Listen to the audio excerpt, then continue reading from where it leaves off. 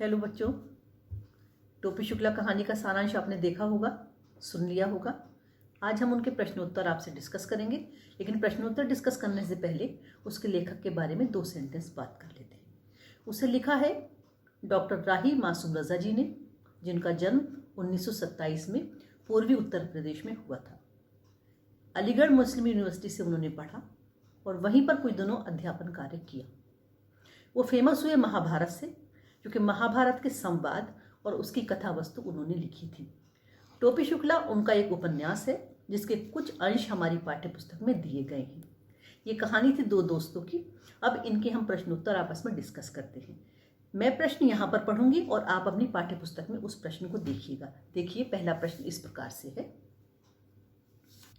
इफ़न टोपी शुक्ला कहानी का महत्वपूर्ण हिस्सा किस तरह से है? पहला प्रश्न ये था।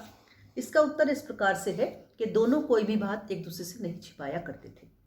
चाहे टोपी की पिटाई ही घर में क्यों ना पड़ी हो और कारण उसका इफ़न ही हो, तब भी टोपी ये बात इफ़न को बताता था। अगर भूगोल का पीरियड मिस करना है तो दोनों ने एक साथ किया। जानते थे कि इस बात पर दोनों को बहुत डांट पड़ेगी, लेकिन तब भी दोनों चले गए और आपस में एक दूसरे का सुख दुख शेयर करते रहे। टोपी चाहता था कि इफ़न दादी बदल ले। इफ़न मन से चाहता था बदल ले, लेकिन अपने पिता के डर से ये काम वो नहीं कर सकता था। ये बात उसने उसको साफ साफ बता दी। उसने उससे कहा कि मैं दादी नहीं बदल सकता, क्योंकि मेरी दादी सिर्फ मेरी दादी नहीं है, मेरे पिता की माता जी भी हैं, इसलिए दादी बदलना संभव नहीं है। प्रश्न नंबर 2 इस प्रकार से है। इफ़न की दादी अपने पीहर क्यों जाना चाहती थी? बच्चों, पीहर मायके को कहते हैं। जो आपके नानी का घर है वो आपकी मम्मी का मायका है। इफ़न की दादी अपने पीहर क्यों जाना चाहती थी? इफ़न की दादी जो थी वो छोटी उम्र में शादी होकर लखनऊ आ गई।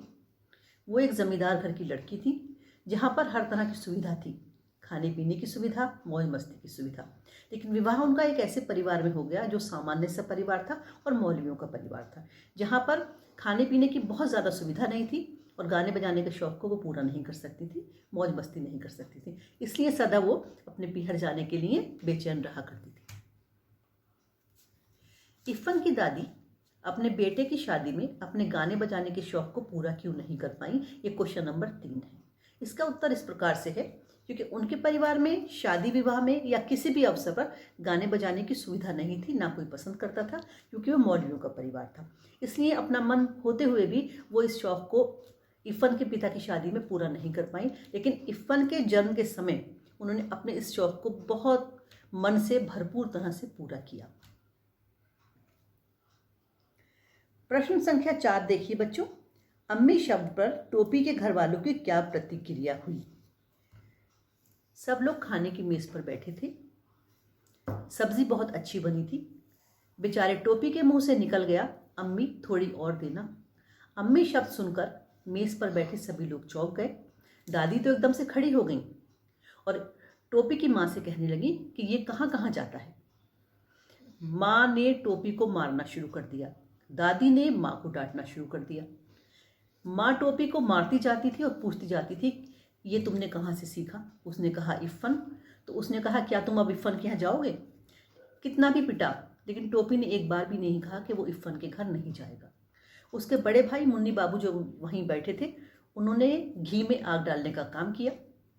उन्होंने ये और कह दिया कि ये जो है रहीम कबाबची के यहाँ से कबाब भी खाता है, जबकि इसकी हकीकत ये है कि एक दिन मुन्नी बाबू कबाब खा रहे थे और उन्हें कबाब खाते टोपी ने देख लिया और वो घर पर आकर न बताते, इसलिए मुन्नी बाबू ने उसे इकन्नी रिश्वत की भी दी। लेकिन बेचारा टोपी सीधा साधा बच्चा ये बात कह नहीं पा रहा था, पिटता जाता था, मगर ये बात उसने नहीं दोहराई। बस उसका मन चाहता था कि एक दिन के लिए वो मुन्नी बाबू से बड़ा हो जाए तो सारे बदले चुका ले। लेकिन ये ऐसा संभव कहाँ है? ईश्वर जिसको पहले भेजता है वही बड़ा होता है, जिसे बाद में भेजता है वही छोटा होता है। इस तरह से अम्मी शब्द पर टोपी के घर में बहुत हंगामा हुआ। बच्चों, अगला प्रश्न अपनी पाठ्य पुस्तक में देखिए। 10 अक्टूबर सन 45 का दिन टोपी के जीवन में क्या महत्व रखता है? वैसे तो ये सामान्य सी डेट है और सामान्य सा दिन है। 10 अक्टूबर सन 45 कोई भी हिस्ट्री में महत्व नहीं रखता, लेकिन टोपी के जीवन में इस दिन का बहुत बड़ा महत्व है, क्योंकि इफ़न के पिता का तबादला मुरादाबाद हो गया था और अपने सारे परिवार को लेकर वो मुरादाबाद चले गए थे और वो बेचारा बिल्कुल अकेला रह गया था। घर में तो उसकी कोई सुनता ही नहीं था, उसे कोई मानता ही नहीं था और उसका जो एक दोस्त था वो भी चला गया और उसकी दादी अल्लाह को प्यारी हो गई, इसलिए वो बेचारा बहुत अकेला रह गया। और अगले जो कलेक्टर साहब आए उनके तीनों लड़के बहुत ही बदतमीज़ थे। बेचारा इस तलाश में वहाँ पर गया कि शायद कोई साथी फिर से मिल जाए, लेकिन साथी मिलना तो दूर की बात है, उन लोगों ने अपने कुत्ते से उसे कटवा दिया और बेचारे को 7 इंजेक्शन झेलने पड़े। इसलिए ये दिन उसकी ज़िंदगी में बहुत ही महत्वपूर्ण है, 10 अक्टूबर 1945। प्रश्न नंबर 6, क्या यही है आपकी बुक में? देखें, टोपी ने इफ़न से दादी बदलने की बात क्यों कही? जो हमें प्यार करते हैं, हम चाहते हैं सदा वो हमारे साथ रहे, एक पल को भी हमसे दूर न हो। इफ़न की दादी टोपी को बहुत प्यार करती थी। टोपी भी इफ़न की दादी से बहुत प्यार करने लगा था। वो सोचता ऐसा था कि कुछ दिन अगर उसे इफ़न की दादी मिल जाए तो उसे भी बहुत सी कहानियाँ सुनने को मिल जाएं, बहुत प्यार से बातें सुनने को मिल जाएं।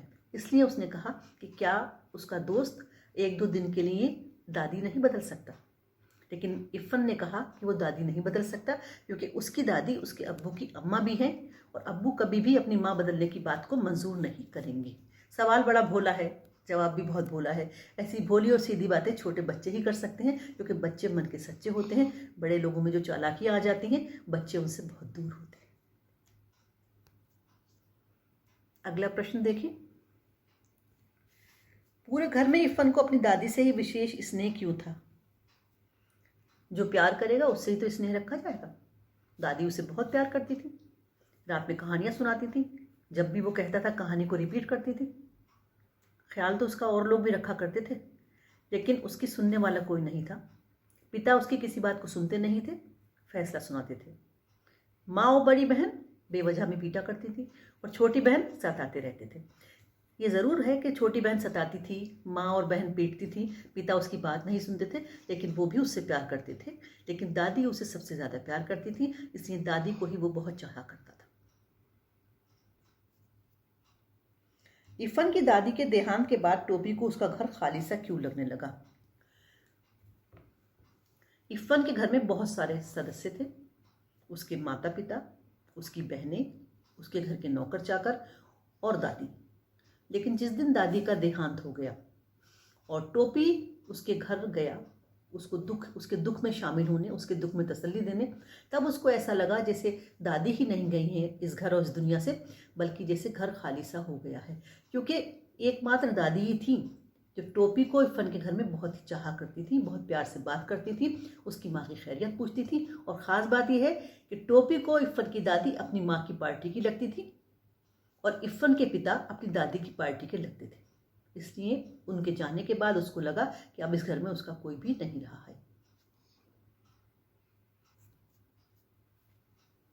अगला प्रश्न देखें, टोपी और इफ़न की दादी अलग अलग मजहब और जाति के थे, पर अनजान अटूट रिश्ते से बंधे थे। इस कथा के आलोक में अपने विचार रखिए। आलोक का अर्थ होता है प्रकाश, और प्रकाश से मतलब यहाँ पर है कि अपने विचार रखिए। इफ़न और टोपी दोनों अलग अलग धर्म के थे, अलग अलग परिवारों के लड़के थे। एक मुस्लिम परिवार का लड़का था, एक हिंदू परिवार का लड़का था, लेकिन दोनों में बहुत अच्छी अंडरस्टैंडिंग थी, जिसके कारण से वो एक दूसरे को बहुत चाहते थे।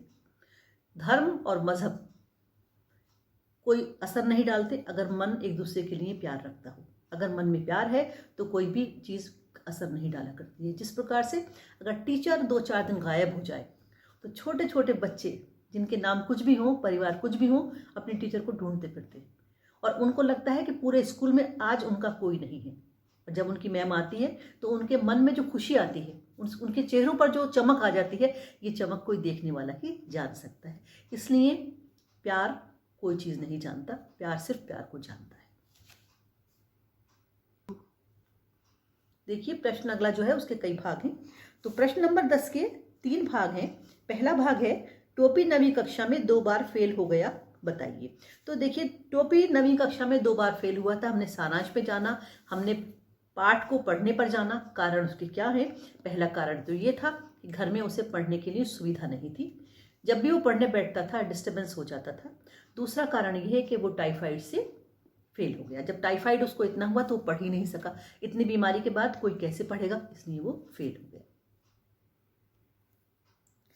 प्रश्न नंबर 10 का दूसरा भाग इस प्रकार से है, एक ही कक्षा में 2 बार बैठने से टोपी को किन भावनात्मक चुनौतियों का सामना करना पड़ा। देखिए, एक बच्चा एक ही कक्षा में 1 साल बैठता है और कमज़ोर होता है, तो उस पर ही लोग ध्यान कम देते हैं, ना कि एक बच्चा एक ही कक्षा में 2 साल बैठे, उस पर तो कोई भी ध्यान नहीं देगा, उसका असर बहुत गलत पड़ता है। टीचर्स उस पर ध्यान नहीं देते, बच्चे उस पर ताने कसने लगते हैं। ऐसा ही टोपी के साथ हुआ। टीचर्स ने उसको इग्नोर करना शुरू कर दिया, क्लास के बच्चों ने उसे ताने देने शुरू कर दिए, इससे उसके मन पर बहुत चोट पहुंची। इसमें टोपी ही नहीं, जो जिस बच्चे के साथ इस तरह की दशा होगी उसके मन में बहुत भावनात्मक कमी आने लगती है, उसको सहारे की ज़रूरत होती है। अगर सहारा मिल जाए तो वो बहुत प्रमोट कर जाते हैं, और सहारा ना मिले तो वो और पीछे हटते चले जाते हैं। प्रश्न नंबर 10 का गा पाठ देखें। टोपी की भावनात्मक परेशानियों को मद्देनजर रखते हुए शिक्षा व्यवस्था में आवश्यक बदलाव सुझाइए। देखिए, ऐसा है, हर बच्चे का मानसिक स्तर अलग होता है, हर बच्चे की IQ अलग होती है, हर बच्चे की सुविधाएं अलग होती हैं, सबके परिवार अलग होते हैं। इसलिए इन सब चीज़ों को ध्यान में रखते हुए बच्चे के साथ व्यवहार किया जाना चाहिए। हर बच्चा अपने में अलग है। अगर बच्चा फेल हो जाता है तो उसके फेल होने के कारणों को जानना चाहिए, ना कि उसको टीज किया जाना चाहिए। अगर हम उसको टीज करते हैं, ताने देते हैं, तो उसका मन दुखी होता है और वो और पिछड़ने लगता है। हमारी शिक्षा व्यवस्था में हमारे अध्यापकों को चाहिए कि बच्चे के साथ अच्छा व्यवहार करें, बच्चे की समस्याओं को जानें, उनका निवारण करने का प्रयास करें। ऐसा जबकि नहीं हो पाता। शिक्षा व्यवस्था में बदलाव दिन पर दिन आते जा रहे हैं, लेकिन जितने आ रहे हैं उतनी काफ़ी नहीं है, और बदलावों की आवश्यकता है। टोपी शुक्ला पाठ का लास्ट क्वेश्चन। इफ़न की दादी के मायके का घर कस्टोडियन में क्यों चला गया। देखिए, कस्टोडियन में जो चीज़ें जाती हैं वो इसलिए जाती हैं कि जिनके मालिक इधर उधर चले जाते हैं। जिनके कोई मालिक नहीं रहते, उस संपत्ति को सरकार ले लेती है और उसे कस्टोडियन में जाना कहा जाता है। क्योंकि दादी के परिवार के सारे लोग यहाँ से दूसरे देश चले गए, इसलिए उस संपत्ति की देखभाल करने वाला कोई नहीं था, तो सारी संपत्ति कस्टोडियन में चली गई। लेकिन बेचारी बूढ़ी दादी इस बात को नहीं जानती थी, इसीलिए जब तक जीवित रहीं सदा अपने मायके जाने की बात करती रही। ये टोपी शुक्ला कहानी के प्रश्नोत्तर हमने डिस्कस किए। कहानी बहुत ही दिल को छूने वाली थी। टोपी शुक्ला कहानी के 2 दोस्त हैं, टोपी और इफ़न। ये दोनों 7-8 साल उम्र की हैं, लेकिन ये कहानी जो ख़ास तौर पे है वो है 72 साल की एक बूढ़ी महिला और एक 8-9 साल का बच्चा जो कि टोपी है, उसकी कहानी है। दोनों ने एक दूसरे के अकेलेपन को दूर कर दिया। घर में कोई किसी के साथी नहीं था, इसलिए जब एक दूसरे को ये मिले तो इन दोनों का अकेलापन दूर हो गया।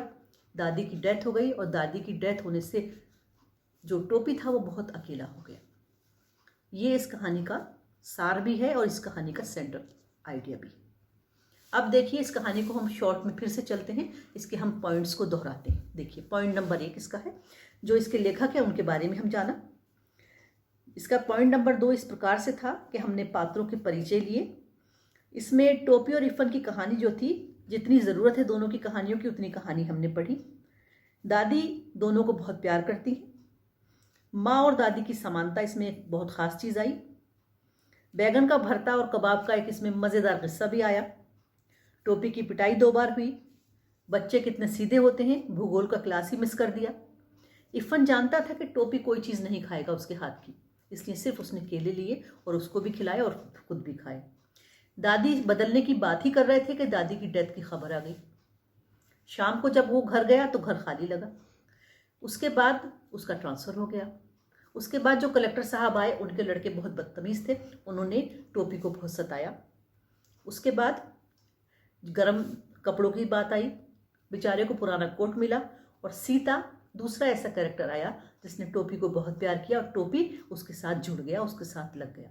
उसे अपने घर में अब सीता से ज़्यादा प्यारा कोई भी नहीं लगता था। ये कहानी है प्यार देने की। जो बच्चों को प्यार देता है बच्चे उसके ही हो जाते हैं। इस तरह से हमने संचयन भाग 2 की तीनों कहानियों को पढ़ लिया। तीनों कहानियों को पढ़ने के बाद आप इसका 2-2 शब्दों में अगर चाहें तो कर सकते हैं। हरिहर काका समाज में संपत्ति की समस्या को बताते थे। सपनों को इस दिन हमारे बचपन की तरफ हमें ले गए। सपनों को इस दिन कहानी को रिवाइज करने का सबसे अच्छा तरीका ये है कि आप अपने ग्रैंड पेरेंट्स के सामने उसको पढ़ के सुना दीजिए। फिर वो अपने जीवन के इतने किस्से आपको सुनाएंगे, इतने किस्से आपको सुनाएंगे कि आपको झेलने भारी पड़ जाएंगे।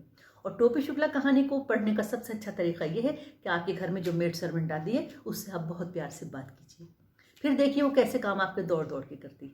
इस तरह से ये तीनों कहानियाँ हमने पढ़ ली। ये हमारी पूरा 10th क्लास भाग 2 संचयन भाग 2 ये सारे लेसन पूरे हो गए। ये हमारी पुस्तक पूरी हो गई है। इस पुस्तक के तीनों पाठों को किसी समय चैन से बैठकर पढ़िएगा, इसकी रीडिंग करिएगा, जो समझ में ना आए फिर से पढ़ने की कोशिश कीजिएगा और प्रश्नोत्तर लिखिएगा बहुत साफ साफ। प्रश्नोत्तर इतने साफ लिखिएगा कि पढ़ने वाला दूर से पढ़ ले। एक बात। दूसरी बात ये, कभी भी काले पेन का यूज़ मत करिएगा। काला पेन आपके लिए नहीं है, सिर्फ नीले रंग का पेन ही आपके लिए है। अदरवाइज एग्जाम्स में बहुत दिक्कत आती है। मेरी बात आप समझ रहे होंगे। Thank you.